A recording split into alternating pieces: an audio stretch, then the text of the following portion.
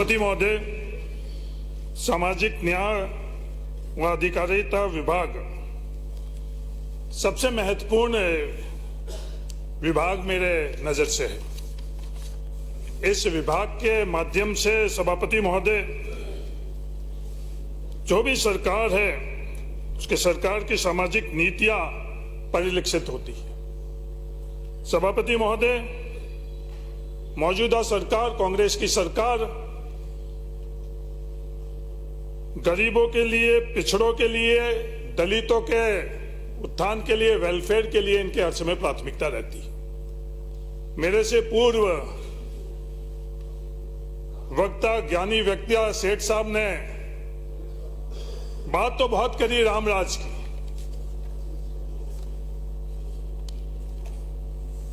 पर उस रामराज के अंदर समानता की बात करी, पर जो राज आज केंद्र के अंदर है, क्या वो समानता की बात कर रहा है, फैसले कर रहा है? वो सिर्फ पूंजीपति अदानी कैसे मजबूत हुई, अपनी कैसे मजबूत हुई, इनकी पूरी सरकार की नीतियां और फैसला उसमें है। तो कम से कम राम को तो आप बख्शो, उसके नाम के ऊपर तो आप ये सियासत के अंदर जो आरोप प्रत्यारोप लगा रहे वो नहीं करो। सभापति महोदय, सुनिए प्लीज। हमारे संविधान के प्रस्तावना में समाजवादी गणराज्य और सामाजिक न्याय का उद्देश्य रखा गया है। संविधान की आत्मा यह कहती है, पर संविधान की आत्मा और धरातल के अंदर हम जो कर रहे हैं, क्या वो एक दिशा के अंदर है? यह सबसे बड़ा प्रश्न है। सभापति महोदय, सामाजिक न्याय के लिए सबसे अनिवार्य है कि जो गांव में और शहर में जो लोग रह रहे हैं, पिछड़े रह रहे हैं, उनकी आर्थिक और सामाजिक स्थितियां क्या है वो हम लोगों को पता रहना चाहिए। उन पर सिर्फ चर्चा कर ही उनकी भला हम लोग नहीं कर सकते हैं। उनकी स्थितियां क्या है उसको हम लोगों को 1931 के अंदर हमारे देश में जातिगत जनगणना हुई। उस जातिगत जनगणना के बाद में आज तक वो जातिगत जनगणना नहीं हुई और 1931 के बाद में देश के हालात बदल गई। ये देश का बंटवारा हुआ, जो पेशे थे वो बदल गए हैं। जो क्या आज के हालात के अंदर हमको जिन पिछड़ों की बात कर रहे हैं, जिन दलितों की बात कर रहे हैं, उनकी स्थितियां क्या, उसका आकलन करना चाहिए या नहीं करना चाहिए, ये सवाल। सभापति महोदय, 2001 के अंदर केंद्र सरकार ने जातिगत जनगणना का फैसला लिया। तो जो मेरे सामने जो मित्र बैठे हैं, बातों में और भाषणों के नारों के अंदर तो इन वंचितों के लिए बात जरूर करते हैं, पर इनकी जैसे 2001 के अंदर सरकार आई, अटल बिहारी वाजपेयी जी प्रधानमंत्री बने और जातिगत जनगणना को इन्होंने रोका। उस जातिगत जनगणना से देश को नुकसान या किसी वर्ग को नुकसान हो सकता है? नहीं हो सकता है, पर कथनी और करनी के अंदर बहुत बड़ा अंतर है। सभापति महोदय, 2011 के अंदर भी कांग्रेस की सरकार ने जातिगत जनगणना का फैसला लिया और वह जातिगत जनगणना हुई। जैसे इन लोगों की सरकार आई, भारतीय जनता पार्टी की सरकार आई, उस सरकार ने इसको रोका और कूतर्क क्या दिया सभापति महोदय? अरुण जेटली जी ने कूतर्क दिया कि इनके अंदर त्रुटि है और एक आयोग का गठन करने की बात करी। अरविंद पंकटिया जी के अध्यक्षता के अंदर सभापति महोदय 3 सदस्यों के आयोग की बात करी और आज तक 3 सदस्यों के अंदर 2 सदस्यों को उसके अंदर उन्होंने नॉमिनेट नहीं किया और अरविंद पंकटिया जी खुद ने इस्तीफा दे दिया। सभापति महोदय, ये इन लोगों का कृत्य है। इनको वोट चाहिए, राम राज्य इनको चाहिए। आज जब बात करते हैं, जब धर्म की बात करते हैं, तो उस धर्म के अंदर जो स्थितियां हैं, जो वंचित लोग हैं, उनके लिए इन लोगों को कैसे हक और अधिकार मिले नियम और कानून में, उस वक्त इनका जो हक और अधिकार के लिए कलम करना चाहिए। और ये जो गरूर कर रहे हैं बहुमत का, ये बहुमत किससे मिल रहा है? इस देश के वंचितों से मिल रहा है। सुनिए पर ये कथनी और करनी के अंदर इन लोगों का। सुनिए प्लीज। सभापति महोदय जी, जो अंबेडकर जी के बारे में ये बात कर रहे हैं, उन्होंने यह भी बोला, समानता एक कल्पना हो सकती है, लेकिन फिर भी इसे एक गवर्निंग सिद्धांत के रूप में स्वीकार करना होगा। क्या आप लोग इस गवर्निंग सिद्धांत के रूप में स्वीकार कर रहे हो? उसका उत्तर है नहीं। तो अंबेडकर जी को आप पढ़ो, समझो और उनको ग्रहण करो। सिर्फ अंबेडकर जी को बोलकर और किसी के क्या हालात बना रखे हैं। सभापति महोदय जी, जिन वंचितों की ये बात कर रहे हैं, आज केंद्र सरकार के अंदर ग्रुप 1 के अंदर 48.5 जो एससी के लिए रिजर्व्ड है, वो पद रिक्त पड़े हैं। एसटी के लिए है 53.2% और ओबीसी के लिए है 60.9%। ग्रुप बी के अंदर एससी के लिए 60.01%, एसटी के लिए 60.7% और ओबीसी के लिए है 74.8%। ग्रुप सी में एससी के लिए है 45.8%, एसटी के लिए है 53.3% और ओबीसी के लिए 60.3%। हाँ, भीलों का योगदान रहा। उन भीलों का योगदान रहा है, तो इस योगदान के बदले के अंदर जो नौकरियां मिल रही है, वो नौकरी अगर आप दोगे तब जाकर हम इस योगदान को हम लोग मानेंगे। और सिर्फ बातों के लिए हम उसके योगदान और वाहवाही कर उनको भीलों के लिए हम कुछ नहीं दे पाएंगे। फिर ये हालात है सभापति महोदय। 40 सेंट्रल यूनिवर्सिटी है, 40 सेंट्रल विश्वविद्यालय के अंदर, केंद्रीय विश्वविद्यालय के अंदर एक भी पिछड़ा जाति का प्रोफेसर नहीं है। हकीकत यह है, जब हकीकत आप लोगों को बताते हैं तो तकलीफ होती है।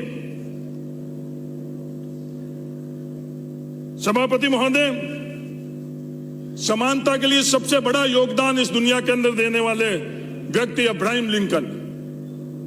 हमारा सौभाग्य है, हमारे देश के अंदर आजादी के बाद में जवाहरलाल नेहरू और डॉक्टर अंबेडकर ने हमको समानता का अधिकार दिया, पर बाकी दूसरे देशों के अंदर नहीं। बहुत बड़ी क्रांतियां हुई, रक्त क्रांतियां हुई, बहुत विवाद हुए, उसके बाद उनको समानता का अधिकार मिला। अमेरिका के जैसे देश के अंदर काले और गोरों को समानता का अधिकार देने के वक्त क्या हालात बने, उसके बावजूद भी अब्राहम लिंकन का नेतृत्व था जिसने उनको समानता दी। अब्राहम लिंकन ने क्या कहा, अगर हम पहले जान सके कि हम कहां हैं और हम कहां जा रहे हैं, तो हम बेहतर निर्णय ले सकते हैं कि क्या करना है और कैसे करना है। पर क्या करना है इन लोगों ने पहले से तय कर रखा है। क्या कर, ये जातिगत जनगणना के संदर्भ में आज केंद्र को निर्णय लेना चाहिए। मैं आपके माध्यम से राजस्थान सरकार से निवेदन करना चाहता हूं, इनसे आस खत्म हो चुकी है। तो बिहार की तर्ज के ऊपर राजस्थान के अंदर भी जातिगत जनगणना करा कर हम लोगों को राजस्थान के अंदर किसकी क्या स्थिति है। ये बात कर रहे हैं कि भाटों की स्थिति, भाटों की क्या संख्या है, किसको पता, उनकी स्थितियां क्या है, सामाजिक स्थिति है क्या, आर्थिक स्थिति है, किसको पता। सिर्फ बोलने के लिए हम लोग बोल लेते हैं। अगर ये स्थितियां हम लोगों को नहीं पता चलेगी तो उनको हम कैसे निर्णय दिलाएंगे। सभापति महोदय, जो क्रीमी लेयर के बारे के अंदर हमारे राजस्थान सरकार के अंदर 99 में 2.5 लाख की सीमा रखी गई। 99 और 2019 कितनी सरकारें आई। मैं धन्यवाद देना चाहता हूं मौजूदा सरकार अशोक गहलोत जी को कि क्रीमी लेयर 8,19,2019 के अंदर करी। पर इन वंचितों के लिए कोई निर्णय होए उसकी चर्चा हम लोग नहीं करेंगे। विवाद कैसे होए, फोटो लगे या नहीं लगे, ये फोटो लगाने के लिए ये वंचित नहीं आई हैं। हमारा समाज राजस्थान कैसे आगे बढ़े, इसके लिए हम लोग यहाँ ये फोटो लगाने के लिए नहीं आई हम लोग। ये सोच है अपनी अपनी। और सेंट्रल गवर्नमेंट के अंदर 2017 के अंदर 8 लाख। सभापति महोदय, अगर हमें आईपीएस बनना हो तब तो हम लोगों के लिए 8 लाख की क्रीमी लेयर का प्रावधान और कांस्टेबल बनना हो तो 2.5 लाख का क्रीमी लेयर का प्रावधान। क्या यह न्यायोचित है? कोई भी निष्पक्ष तौर के ऊपर इसका आकलन करे कभी भी। अगर हमको IAS बनना हो तो हमारे क्रीमी लेयर का 8 लाख का, और अगर हमको चतुर्थ श्रेणी का कर्मचारी बनना हो तो 2.5 लाख। कभी आप लोगों ने यह सोचा निर्णय लेते वक्त, या सिर्फ पीछे बैठकर और मेज थपथपाने का ही का काम रहा? ये आज की मौजूदा सरकार ने की। सभापति महोदय, जो ये अन्याय होता है वो अन्याय कई तरह से होता है। उसकी पीड़ा जिनके साथ अन्याय हुआ है वही जानते हैं, बाकी तो सिर्फ बात कर सकते हैं। यह अन्याय हम लोगों के साथ लगातार आज तक जारी है। आज हम लोगों को शिक्षा का अवसर मिल रहा है या नहीं मिल रहा है? गुणवत्ता के शिक्षा का अवसर मिल रहा है या नहीं मिल रहा है? सभापति महोदय, आज हमारे राजस्थान के अंदर जो विश्वविद्यालय है, निष्पक्ष तौर के ऊपर दलगत राजनीति से ऊपर उठकर और हम अगर आकलन करें तो गुणवत्ता का हम लोगों के पास अवसर उन लोगों को मिल रहा है जो गांव से आए हैं, सामान्य परिवार से आए हैं उन लोगों को। आज विश्वविद्यालय का मौलिक काम क्या है? रिसर्च और डेवलपमेंट। किसी राजस्थान के विश्वविद्यालय के अंदर रिसर्च और डेवलपमेंट हो रहा है? रिसर्च और डेवलपमेंट तो छोड़ो, तो उसका सेकेंडरी काम है जो एकेडमिक काम, शैक्षणिक काम, वो हो रहा है। मात्र हम उन विश्वविद्यालय और कॉलेजों के अंदर परीक्षाएं करवा रहे हैं और इन परीक्षाओं के माध्यम से डिग्री ले रहे हैं। वो डिग्री हमको कहां पहुंचाएगी? सभापति महोदय, हम लोगों के आज सदियों से क्या स्थिति है और कोई नहीं बता रहा है। भारतीय जनता पार्टी के जो राम राज्य की बात कर रहे हैं, उन्हीं के वहां कमेटी बनी हुई थी। इस कमेटी के अंदर पिछली सरकार जो ये बात बता रही है उसी बात को मैं कर रहा हूं।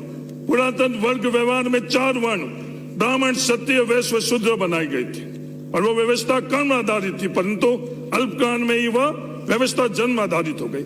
ऐसे शूद्र वर्ग जिससे अस्पृश्यता नहीं बढ़ती जाती थी, परंतु उसके साथ विभिन्न स्तरों पर सामाजिक भेद बढ़ता जाता था, वो हम लोग हैं। एक दूसरा वर्ग अति शूद्र वर्ग, जिनके साथ न केवल अस्पृश्यता बढ़ती जाती थी बल्कि उस वर्ग के साथ सामाजिक स्तर पर भयंकर भेदभाव किया जाता था। क्या हम लोग उनके साथ अन्याय जो हो रहा था उसको न्याय में बदल रहे हैं? नहीं बदल रहे। अगर ईमानदारी से हम उसका आकलन करें। सभापति महोदय, जिस माध्यम से आगे बढ़ने की जो व्यवस्था थी 1954 के अंदर टीनेंसी एक्ट के माध्यम से हम लोगों के खातेदारी का अधिकार मिला। हम जो मजदूर वर्ग थे वो किसान बने और उस टीनेंसी एक्ट के माध्यम से जब हम लोग कुछ सामाजिक और आर्थिक तौर के ऊपर मजबूत होने लगे तो पूरी की पूरी व्यवस्था ने सबसे पहले प्रहार किसके ऊपर किया? उस कृषि के ऊपर, इस खेती के ऊपर। नारे तो बहुत लगाते हैं कि किसान की आमदनी दुगनी, और हकीकत के अंदर हालात क्या है? सभापति महोदय, मैं और किसी आंकड़े की बात नहीं कर रहा हूं। हमारे देश की स्टैटिस्टिकल सर्वे, जो नेशनल स्टैटिस्टिकल सर्वे, वो ये कह रहे हैं कि देश के किसान की आमदनी सिर्फ 27 रुपए है, सिर्फ 27 रुपए। और इनके राम राज्य की बात करने वाले के प्रधानमंत्री की मित्र की कुछ दिन पहले कितनी आमदनी? प्रतिदिन 1000 करोड़ रुपए। क्या ये राम राज्य ने बताया?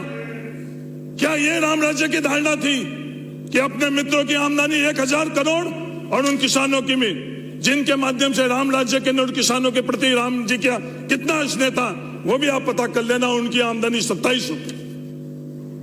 ये हालात हम लोगों के साथ। उस 27 रुपए के बाद में भी हम लोगों को जो इकलौता माध्यम हम लोगों के पास में इन लोगों ने छोड़ा, वो क्या छोड़ा? कि शिक्षा के माध्यम से नौकरी। और शिक्षा के माध्यम से नौकरी के अंदर हमको और किसी ने भीख नहीं दी। संविधान ने हम लोगों का अधिकार दिया आरक्षण का। उस आरक्षण को क्या हम लोग लागू कर पा रहे हैं? सभापति महोदय, अगर ये प्रश्न ईमानदारी से करें तो उसका उत्तर होगा ना। ये विवाद करेंगे या आरोप प्रत्यारोप करेंगे। सदन के प्रतिपक्ष के उपनेता ये बात करेंगे कि हरीश चौधरी उसमें शामिल है। इन्होंने इससे पहले भी आरोप लगाया। इनके मांग और आरोप के आधार के ऊपर सीबीआई की जांच भी हो गई और जो कुछ भी फैसला होगा वो मंजूर है। मैं आज उस बात को वापस दोहरा रहा हूं कि आप विवाद और आरोप लगाना जितना लगा दो, पर इन मूल मुद्दे, मूल सवाल कि इस प्रदेश के अंदर प्रदेश के लोगों के साथ न्याय होना चाहिए, नहीं होना चाहिए, उस प्रश्न को आप टाल नहीं सकते हो। आज 27% हम लोगों का आरक्षण मिला हुआ था ओबीसी को, और सिर्फ यह तर्क देकर कि सुप्रीम कोर्ट ने वो 27% आरक्षण 50% का कैप लगा हुआ इसलिए नहीं दे सकते। सभापति महोदय, जब सुप्रीम कोर्ट ने वो 50% का कैप हटाया तो क्या आज 27% का हम लोगों को आरक्षण मिलना चाहिए, नहीं मिलना चाहिए? यह फैसला कौन करेगा, ये चर्चा कौन करेगी? ये सदन करेगा या और कोई करेगा? मेरा आप सब लोगों से निवेदन है कि प्राथमिकता से आप लोग चर्चा करो, और मेरे सरकार से निवेदन है कि जो मूल बातें हैं, मूल मुद्दे हैं, जो विसंगतियां जो हम लोगों को दे चुके हैं, जो संविधान ने हम लोगों को दे चुके हैं, उनमें जो विसंगतियां हैं वो विसंगतियां कौन दूर करेगा? कहने में तो 21% आरक्षण और नौकरी मिलने के वक्त सिर्फ 1% नौकरी। पिछले दिनों में मैं धन्यवाद देना चाहता हूं राजस्थान सरकार को, जिन्होंने कुछ कदम आगे बढ़ाए विसंगतियां दूर कर। कल भी यह फैसला लिया कि एमबीबीएस के अंदर जो ट्यूशन फीस ओबीसी और एनबीसी को देनी है उसके अंदर छूट है, मैं उसके लिए भी धन्यवाद देना चाहता हूं। पर ये प्रक्रियाधीन नौकरियों के अंदर जो गलती हुई है, वो त्रुटि सुधार हुई है, और प्रक्रियाधीन भर्ती के अंदर उन लोगों को न्याय मिलना चाहिए या नहीं मिलना चाहिए? और जो कमियां रह गई है वो शैडो पोस्ट के माध्यम से मिलनी चाहिए या नहीं मिलनी चाहिए? सभापति महोदय, मेरा निवेदन है इस संदर्भ में, अगर सभापति महोदय निष्पक्ष तौर के ऊपर हम अपन लोग आकलन करें, जातिगत और दलगत राजनीति से, इससे बेहतरीन बजट पूरे हिंदुस्तान में नहीं, पूरी दुनिया के अंदर सामाजिक न्याय में कोई नहीं दे सकता। त्रुटि निकालने के लिए और बातें करने के लिए तो आप कुछ भी बोल सकते हो, पर जो बजट, एक बेहतरीन बजट राजस्थान सरकार ने दिया, मैं तहे दिल से उनको धन्यवाद देना चाहता हूं। योजना गिनाई तो सभापति महोदय आपकी घंटी बज जाएगी कि कम से कम 6 घंटे का अगर समय मिले तो इस योजनाओं के संदर्भ के अंदर बता सकते हैं, पर समय कम है, इसलिए चाहे वो पालनहार योजना की बात करें हम लोग, चाहे मुख्यमंत्री निःशुल्क दवाई योजना की, इन बड़े लोगों को पीड़ा नहीं पता है कि ये साधन संपन्न लोग हैं, पर हम लोगों के परिवार को अच्छी तरह से पता है कि हम लोग बीमारी से नहीं डरते थे, हम लोग इस बीमारी से होने वाले खर्चे से डरते थे। वो परिवार की स्थितियां हुआ करती थी, और राजस्थान की सरकार और अशोक गहलोत ने जो फैसला किया है उसके लिए मैं धन्यवाद देना चाहता हूं।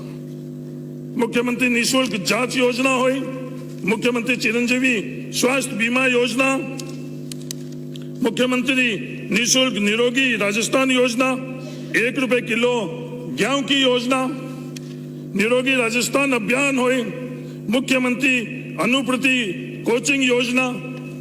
ये कोचिंग क्लास के माध्यम से कितना बड़ा शोषण हो रहा है। सभापति महोदय, ट्यूशन फीस माफ, सभापति महोदय ड्रेस माफ, सभापति महोदय ट्रांसपोर्टेशन माफ, पर हम लोगों के हजारों करोड़ रुपए सालाना इन कोचिंग संस्थाओं को हम लोगों को देना पड़ता है। बड़े लोगों को इसकी पीड़ा नहीं पता, जो सामान्य परिवार से आ रहे हैं उन लोगों को पता है, और ये दर्द राजस्थान की सरकार ने महसूस किया और मुख्यमंत्री अनुप्रति कोचिंग योजना का फैसला किया। मैं तहे दिल से धन्यवाद देना चाहता हूं। सभापति महोदय, मुख्यमंत्री कन्यादान योजना, मुख्यमंत्री एकल नाली सम्मान योजना, मुख्यमंत्री वृद्धजन सम्मान योजना, ये तमाम योजना, मुख्यमंत्री योजन सम्मान योजना, तमाम जो योजनाएं हैं उसके लिए मैं तहे दिल से धन्यवाद देना चाहता हूं। सभापति महोदय, इस बजट के अंदर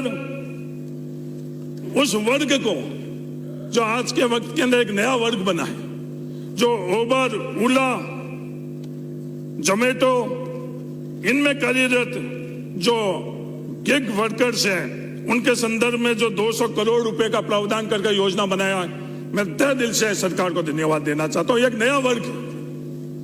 सभापति महोदय, जो एलपीजी के लिए भी 500 रुपए सिलेंडर का फैसला किया, मैं तहे दिल से धन्यवाद देना चाहता हूं। इन लोगों को पीड़ा नहीं पता है, यह एलपीजी का 2014 के अंदर 500 रुपए एलपीजी के थे, कि रामराज जी ने ये तो नहीं समझाया, ये तो नहीं बताया कि एलपीजी जो हर व्यक्ति के, चाहे गरीब हो मध्यम वर्ग है, उनको 2100 रुपए कर दिए चाहिए। होली आ रही है, होली का तोहफा क्या दिया? ये तो राम राज्य ने नहीं बताया कि होली के अंदर सनातनियों को कुछ न कुछ आर्थिक बोझ देकर और तोहफा दिया जाए। सभापति महोदय, घरेलू एलपीजी के ऊपर 5% का जीएसटी, कॉमर्शियल के ऊपर 18% का जीएसटी, इससे बड़ा अन्याय हम लोगों के साथ क्या हो सकता है। पर मैं धन्यवाद देना चाहता हूं राजस्थान की सरकार, जिन्होंने आर्थिक बोझ जो भारतीय जनता पार्टी के केंद्र की सरकार दे रही है उसको राहत के तौर के ऊपर फैसला दिया। मैं तहे दिल से धन्यवाद देना चाहता हूं। सभापति महोदय,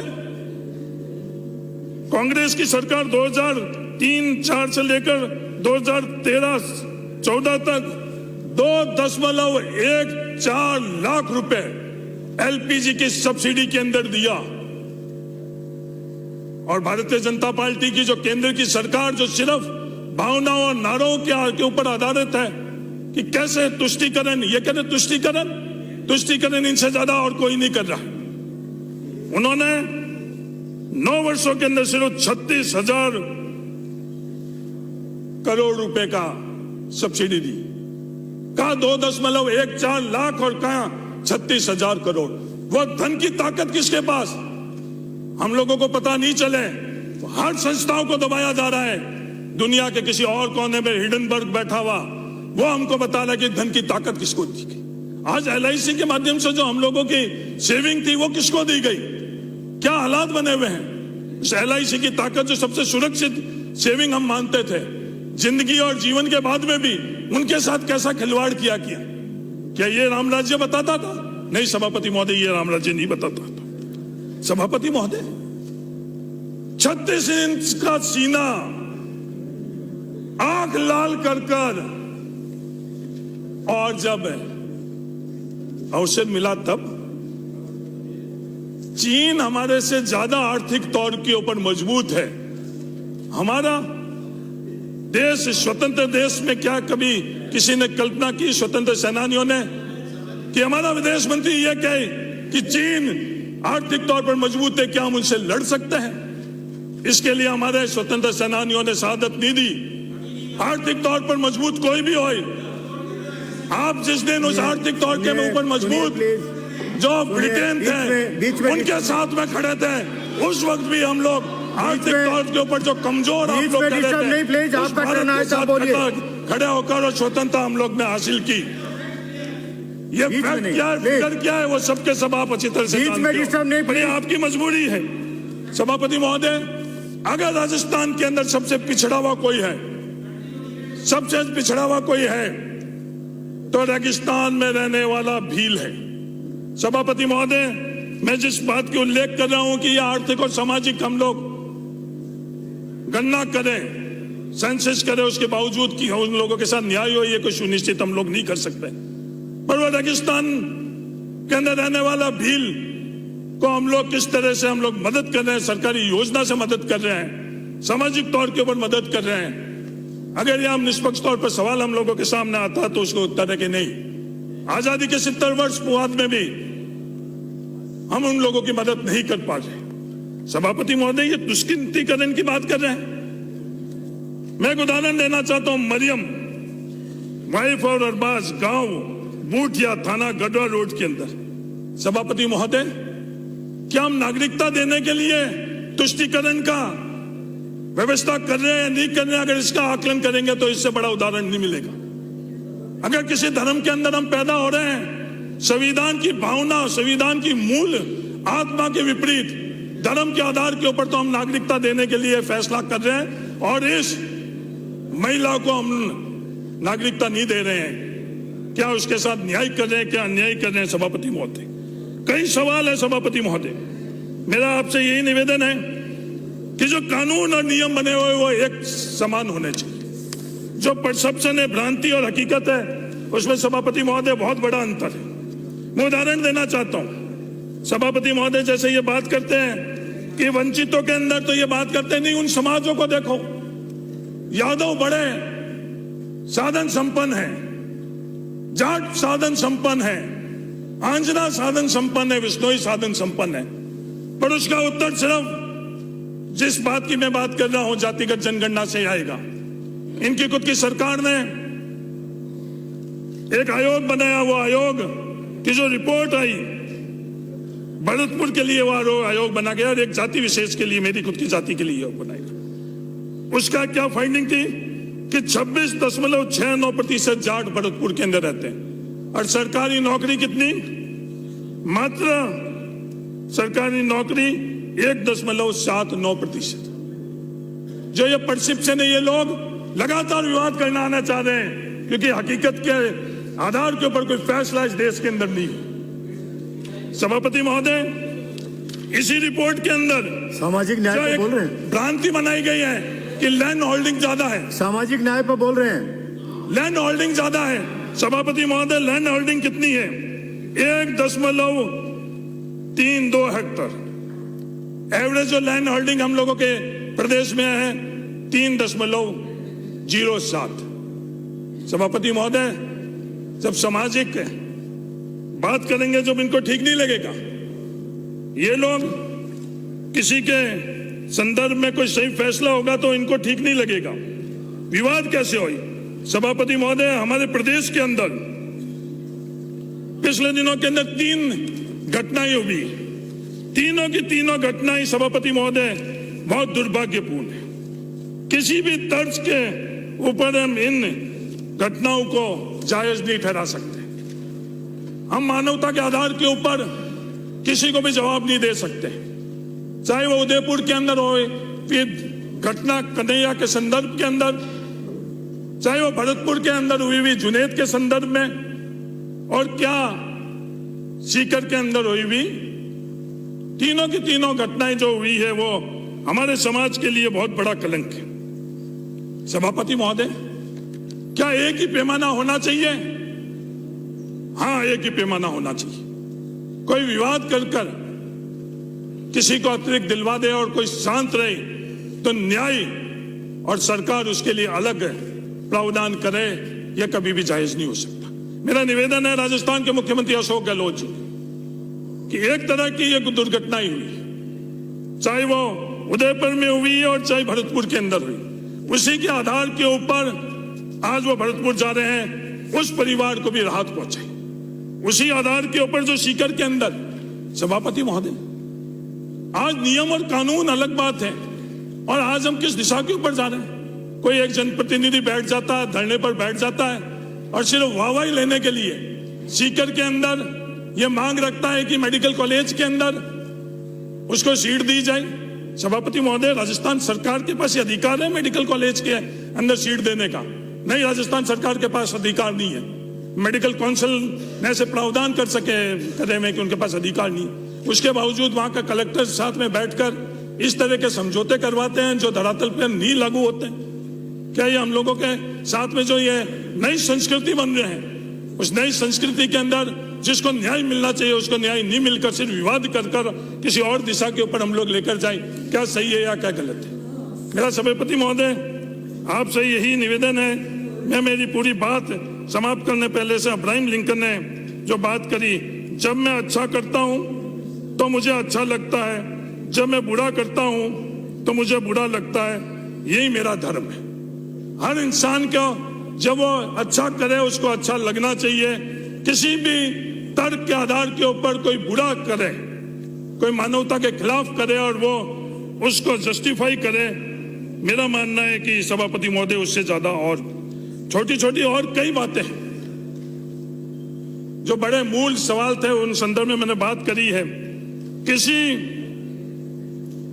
मृतक आश्रित को अगर नौकरी मिल जाती है और उसी मृतक आश्रित की मृत्यु हो जाती है तो क्या राजस्थान सरकार उसे मृतक आश्रित की मृत्यु के बाद में उस परिवार को सरकारी नौकरी दे रही है या नहीं दे रही है? अगर नहीं दे रही है तो क्या हमको नियमों में शिथिलता बरतनी चाहिए? तो हाँ, नियमों में शिथिलता बरतनी चाहिए। सभापति महोदय, मैं तहे दिल से राजस्थान की सरकार को धन्यवाद देना चाहता हूं। जूली जी, हम लोगों को लोगों ने या ग्लोरिफिकेशन के लिए नहीं भेजा है। कई लोगों को कहते ये सोच रही है कि हम लोग इस समाज के अंदर अपनी महिमा मंडल के लिए आए हैं। उन लोगों की सोच अलग है, हमारे सोच अलग है। हम लोग यहाँ हमारे वर्ग के लिए और राजस्थान की सेवा के लिए आए हैं। तो तस्वीरें कहाँ लगे, तस्वीरें कहाँ नहीं लगे, ये हम लोगों का उद्देश्य नहीं है। ये तस्वीरें कहां लगे और कहां नहीं लगे इसलिए क्योंकि जहां तस्वीरें लगनी चाहिए थी, जिस क्षेत्र के अंदर तस्वीरें लगनी चाहिए थी, आज व्यवस्थाओं ने कहां धकेल दिया।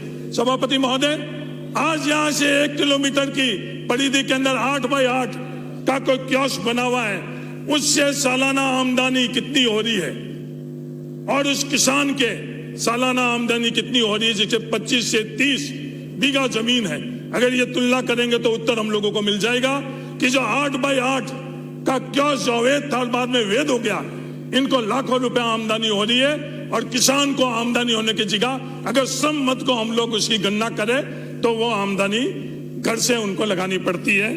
राजस्व विभाग के संदर्भ में मैं बस यही शुभकामनाएं देना चाहता हूँ। राजस्व मंत्री जी बहुत बेहतरीन काम कर रहे हैं, एक बेहतरीन टीम आपका सौभाग्य आपको मिली भी है।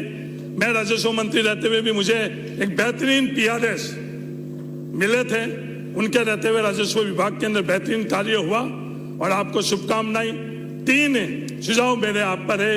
एक तो रेवेन्यू बोर्ड, प्रशासनिक और न्यायिक, इसके अंदर अगर हम लोग इसका बंटवारा नहीं करेंगे तो लाखों केस है।